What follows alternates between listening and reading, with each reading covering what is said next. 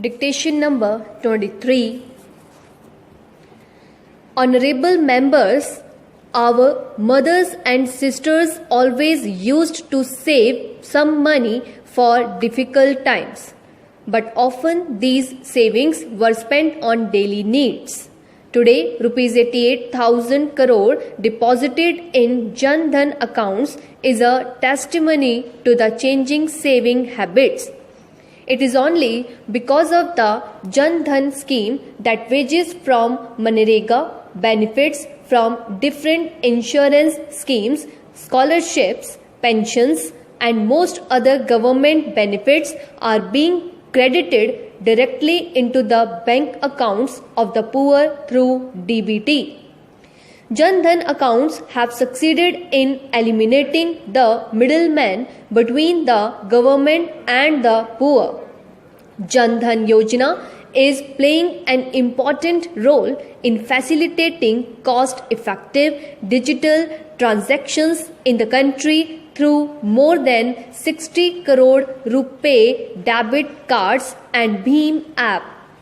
Similarly, government is bringing banking services closer to the people through the India Post Payments Bank set up in the post offices.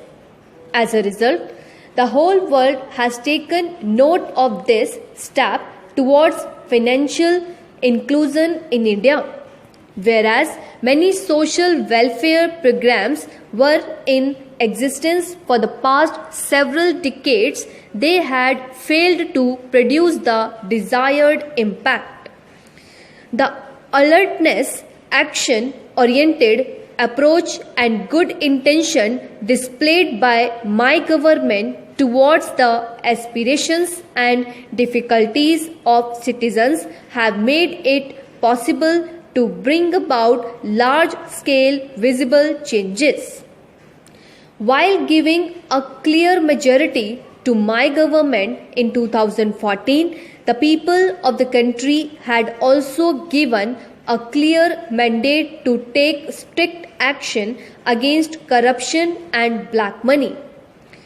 My government has come down heavily on corruption in the past 4.5 years. Being sensitive to public sentiment, my government has waged a war on corruption and black money from day one and approved constitution of a special investigation team sit on black money in the very first meeting of the cabinet. Thereafter, government enacted a new and strict law on black money. My government also carried out a campaign against illegally acquired assets in foreign countries. New agreements were signed with several countries known as tax havens, and several others were signed with many other countries to rectify deficiencies in existing agreements. While preventing the flow of black money abroad, my government also launched a major campaign against black money within the country. New laws were enacted for sectors thriving on black money, and those were brought under the ambit of taxation. Honorable members, demonetization was a defining moment in the government's war on corruption and black money. This decision struck at the very root of the parallel economy thriving on black money, and the money outside the formal system was brought within the ambit of nation's economy. This action of the government broke the back of the forces destabilizing the country and the systems sustaining the flow of black money. The registration of 3,38,000 dubious shell companies responsible for flow of black money have been annulled by the government. The directors of these companies have also been prohibited from holding such offices again. Assets worth more than rupees 50,000 crore are being taken under the Benami Property Act, Prevention of Money Laundering Act, and the Law Against Fugitive Economic Offenders. As a result of the policies of my government, black money in real estate sector has declined substantially. The prices of houses have come down, and the dream of a normal middle class family for possessing their own house is being realized.